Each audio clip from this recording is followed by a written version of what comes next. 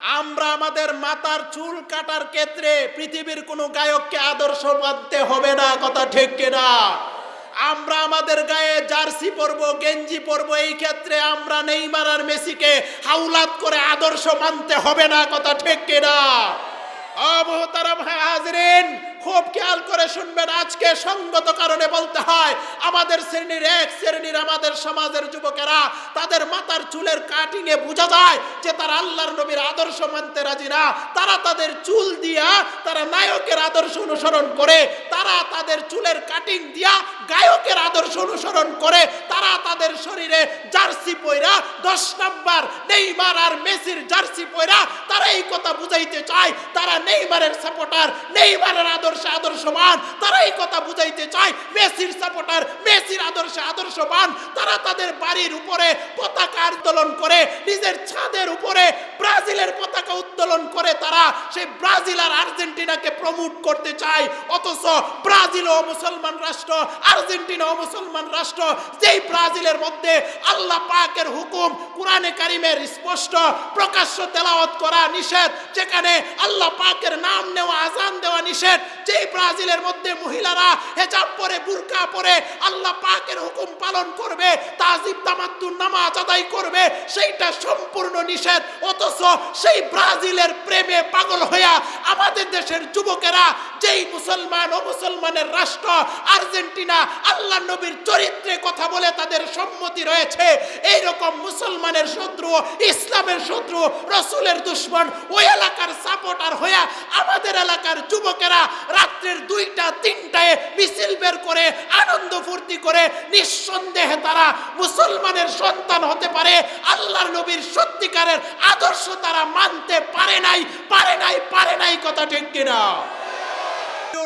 আসলে পরে মিষ্টি খায় আর কত জিলাপি খায়, এরপরে রসুলের আশেক দাবি করি, এরা সত্যিকারের আশেক না। যারা 12ই রবিউল আউয়াল আসলে পরে রসুলের মোহাব্বত, 12ই রবিউল আউয়াল আসলে পরে মিছিল করে, মিটিং করে, মিষ্টি বিতরণ করে, রবিউল আউয়াল পালন করে, ঈদে মিলাদুন নবী পালন করে, তারা আল্লাহর নবীর জন্মে খুশি হয়ে তারা রসুলের জন্মে মিছিল বের করে, এরা সত্যিকারের আশেকে রসুল না। সত্যিকারের আশেকে রসুল তারা যারা তাদের 24 ঘন্টা মাথা থেকে পাতা পর্যন্ত তার হায়াতে জিন্দেগিতে তার সর্বক্ষেত্রে আল্লাহর নবীর সুন্নতকে আদর্শ হিসাবে অনুসরণ করে এবং মেনে চলে, কথা ঠিক কিনা? আমার কথা নয়, স্বয়ং আল্লাহর নবী বলেন। এবার আসেন রসুল কি বলেন। রসুল বলেন, মান আহাব্বা সুন্নতি ফাকাদ আহাব্বানি ওয়া মান আহাব্বানি কানা মাই ফিল জান্নাহ। আল্লাহর নবী আলাইহিস সালাতু ওয়াস সালাম বলে, আমাকে ভালোবাসার থার্মোমিটার কি বুঝালো? আমাকে ভালোবাসার থার্মোমিটার হইল মান আহাব্বা সুন্নতি, যারা আমি রসুলের সুন্নতকে ভালোবাসবে। হাদিস মনে রাখবেন, রসুল বলেন যারা আমি রসুলের সুন্নতকে ভালোবাসবে ফাকাদ আহাব্বানি, তারাই যেন আমি রসুলকে ভালোবাসলো। বলেন সুবহানাল্লাহ। আল্লাহর নবী আলাইহিস সালাতু ওয়াস সালাম এই হাদিসের বাকি অংশ পরে বলতেছি, এর আগে আরেকটা হাদিস শুনুন।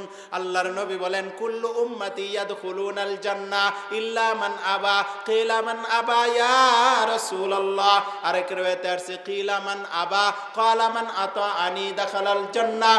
সাহাবায়ে কেরামের সামনে আল্লাহর নবী ঘোষণা দিলেন, কুল্লু উম্মতি ইয়াদখুলুনাল জান্নাহ, আমার সকল উম্মতেরাই জান্নাতে যাবে, আমার সকল উম্মতেরাই জান্নাতে যাবে, ইল্লা মান আবা, তবে যারা আমি রাসূলকে অস্বীকার করলো, যারা আমি রাসূল সাল্লাল্লাহু আলাইহি ওয়াসাল্লামকে অস্বীকার করবে, তারা জান্নাতে যাবে না। উপস্থিত সাহাবায়ে কেরাম বলল, কিলা মান আবা, ওগো আল্লাহর নবী, কে আপনাকে অস্বীকার করলো? কে জান্নাতে যাবে না? জান্নাত থেকে কে মাহরুম হইল? রাসূল বলেন, মান আতানি দাখালাল জান্নাহ, যারা আমি রাসূলের চরিত্র আর আদর্শকে তার বাস্তব জীবনে তার সর্বক্ষেত্রে পাতা থেকে পাতা পর্যন্ত সব ক্ষেত্রে আমি রসুলের আদর্শকে অনুসরণ করবে, আল্লাহর নবী বলেন ওই লোকটাই জান্নাতে যাবে। আর যেই লোকটা তার ব্যক্তিগত জীবন, তার পারিবারিক জীবন, তার সামাজিক জীবন, তার রাষ্ট্রীয় জীবন, তার ব্যবসা জীবন, তার চাকরি জীবন, তার সেই রাজনৈতিক জীবন, তার সেই হোয়াইট হাউস থেকে সংসদ পর্যন্ত, বাথরুম থেকে পাকঘর থেকে সেই আপনার সংসদ ভবন পর্যন্ত, হোয়াইট হাউস পর্যন্ত, তার প্রতিটা সেক্টরে আমি রসুলের আদর্শকে যদি বাস্তবায়ন না করে, আল্লাহর নবী বলেন ফাকাদ আবা, তারাই আমি রসুলের অস্বীকারী। আর অফি রিওয়ায়াতিন দাখালান নার, আল্লাহর নবী বলেন তারাই সোজা জাহান্নামে যাবে। বলেন না নাউজুবিল্লাহ। আল্লাহর নবী আলাইহিস সালাতু ওয়াস সালামের এই কথার অর্থ হইল, ও মুহতারাম হাজিরিন, আপনার আমার এইরকম 3.5 হাত বডিতে আল্লাহর নবীর আদর্শ আছে না নাই? আরো জোরে কোন আছে না নাই? এই আদর্শে যদি রসুলের চরিত্রে যদি আপনি আদর্শবান হন, আদর্শে যদি আদর্শবান হন, চরিত্রে যদি চরিত্রবান হন, আল্লাহর নবী বলে ফাকাদ আহাব্বানি ওয়া মান আহাব্বানি কানা মাই ফিল জান্নাহ, আর যারা আমি রসুলকে ভালোবাসবা তারাই আমি রসুলের সাথে জান্নাতে প্রবেশ করবা। চিৎকার করে বলেন সুবহানাল্লাহ। ও মুহতারাম হাজিরিন, সঙ্গত কারণে আমি যেই বাস্তব এবং মূল মেসেজটুকু আপনাদেরকে এই বিষয়ে দিতে চাই, সেইটা হইলো এবার আপনি আমি আমার আপনার জীবনে 3.5 হাত বডিতে আবার হিসাব লাগায় দেখেন, আমার আপনার চুলের মধ্যে রসুলের আদর্শ আছে না নাই? আরো জোরে কোন আছে না নাই? আচ্ছা বলেন, আপনার আমার গালে রসুলের আদর্শ আছে না নাই? আপনার আমার পোশাকে আল্লাহর নবীর আদর্শ আছে না নাই? আপনার আমার সেই কি বলে চাল চলনে আল্লাহর নবীর আদর্শ আছে না নাই? আপনার আমার খাওয়াতে রসুলের আদর্শ আছে না নাই? আপনার আমার ঘুমাতে আল্লাহর নবীর আদর্শ আছে না নাই? আপনার আমার চলা জমিনে যে হাঁটবেন এই ক্ষেত্রে আল্লাহর নবীর আদর্শ আছে না নাই? সর্বক্ষেত্রে আপনার স্ত্রীর সাথে সংসার করবেন আদর্শ আছে না নাই? সর্বক্ষেত্রে আল্লাহর নবীর আদর্শ আছে। মুহতারাম হাজিরিন, এখানে মুহাদ্দিসিনে কেরাম আছেন, আমার সামনে আমার একজন মুরব্বী আছেন, ইসলামপুর মাদ্রাসার সিনিয়র মুহাদ্দিস, আপনাদের এলাকার কৃতি সন্তান বদরুল আলম সাহেব দামাত বারাকাতুহুম আছেন, উলামায়ে কেরাম আছেন।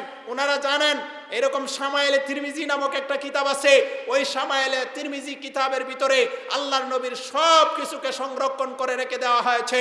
আল্লাহর নবীর নাক কেমন ছিল, আল্লাহর নবীর ঠোঁট কেমন ছিল, আল্লাহর নবীর চেহারা কেমন ছিল, আল্লাহর নবীর দাড়ি কেমন ছিল, আল্লাহর নবী আলাইহিস সালাতু ওয়াস সালামের দাঁত কেমন ছিল, রসুলের এরকম করে চুলগুলার ধরন কেমন ছিল, কানের লতিটা কেমন ছিল, আল্লাহর নবীর বুকটা কেমন ছিল, পেটটা কেমন ছিল, পিঠটা কেমন ছিল, হাতটা কেমন ছিল, হাতের আঙ্গুলটা কেমন ছিল, নখটা কেমন ছিল, হাতের পিঠটা কেমন ছিল, আল্লাহর নবী হাতে আংটি পরছে কি পরছে না, আল্লাহর নবী আলাইহিস সালাতু ওয়াস সালামের এরকম দাড়ি কি লম্বা রাখছে না ছোট রাখছে খাটো রাখছে, আল্লাহর নবী গুপ কি রাখছে কি রাখছে না, এইরকম করে আল্লাহর নবীর পাটা কেমন ছিল, পায়ের আঙ্গুল কেমন ছিল, পায়ের গুছা কেমন ছিল, পায়ের গুড়ালি কেমন ছিল, রসুলের চুকের পুতুলিটা কেমন ছিল, রসুলের এরকম ব্রুটা কেমন ছিল, সর্বকিছু আল্লাহর নবী আলাইহিস সালাতু ওয়াস সালাম সাহাবায়ে কেরামের সাথে কিভাবে কথা বলছেন সেটার ধরন কেমন ছিল, এমন ভাবে আল্লাহর নবী কিভাবে খাইছেন, কিভাবে ঘুমাইছেন, কি কি খাইতে বেশি পছন্দ করছেন,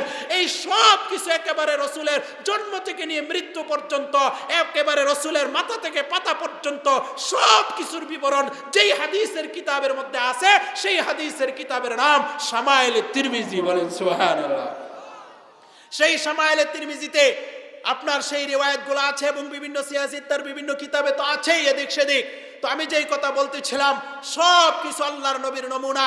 রসুল স্ত্রীদের সাথে রাত্রিবেলা কিভাবে গল্প করছেন এইটাও আছে, স্ত্রীদের সাথে কি কথা বলতেন, কিভাবে রসিকতা করতেন ওইটাও আছে, তরকারির মধ্যে কোনটা বেশি খাইতেন ওইটাও আছে, স্ত্রীর মধ্যে কোন স্ত্রী বেশি রসুলের কাছে এরকম প্রিয় ছিল ওইটাও আছে।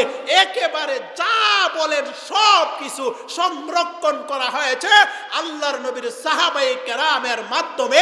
আল্লাহ তাআলা রসুলের সব সংরক্ষণ করে রেখেছেন, কথা ঠিক কিনা?